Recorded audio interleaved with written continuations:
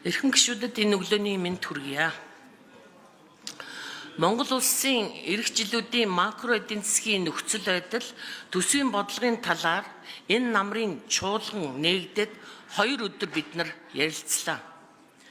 Намрын чуулган эхэлсэн өдрөөс эхлээд манай намын завсарлага авсан гол шалтгаан нь хөгжлийн дунд хугацааны бодлого буюу Монгол улсын эх 5 жилийн хөгжлийн төлөвлөгөөг хилцэж батлаагүй байхад дунд хугацааны төсвийн хүрээний мэдэгдлийн төсөл, тэр хүрээнд төсвийн орлого, зарлага, тэнцлийн талаар 2-3 жилийн төлөвлөгөөг ярьж эхэлж байгаа нь зарчмын хувьд буруу гэж үзэж байгаа юм.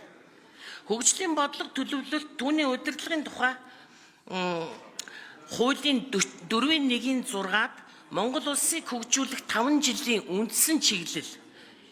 Энэ Монгол улсын урт хугацааны хөгжлийн бодлогыг хэрэгжүүлэхэд чиглэсэн хөгжлийн зорилттой хөтөлбөрт нийцүүлсэн улс, салбар хооронд болон бүс орон нутгийн уялдааг хангасан зорилт хүрх үр дүн нөөцөд суурилан боловсруулсан төсөл арга хэмжээг агуулсан улсын хөрөнгө оруулалтын хөтөлбөр тоон болон чанарын шалгуур үзүүлэлт бүхий дунд хугацааны нэгдсэн төлөвлөлтийн баримт бичгийг гээд заасан байна.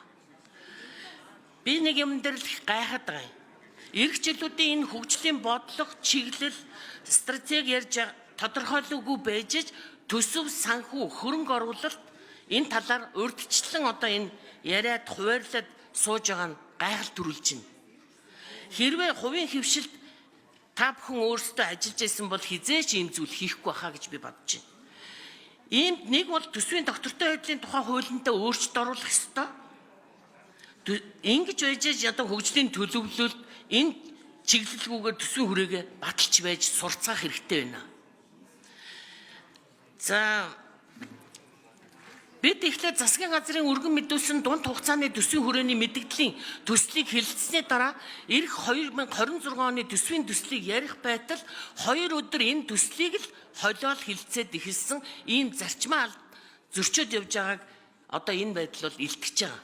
Тэгэхээр энэ талаар дэгийн тухай хуулиар нэг мөсөн зохицуулахгүй бол ерөөсөө болохгүй нэ гэж харж байна. Жилийн жилдэл төсөв тэгээд энэ төсвийн хүрээний мэдээллийг ингээд зэрэг хилцүүлээд байдаг энэ гажиг тогтолцоогоо ер нь хизээ өөрчлөх юм бэ? Засгийн газар, ерөнхий сайд, сангийн сайд, эдийн засгийн хөгжлийн сайд нар эх жилийн төсвийн төслөө боловсруулад улсын хурлд орж ирж танилцуулж байна.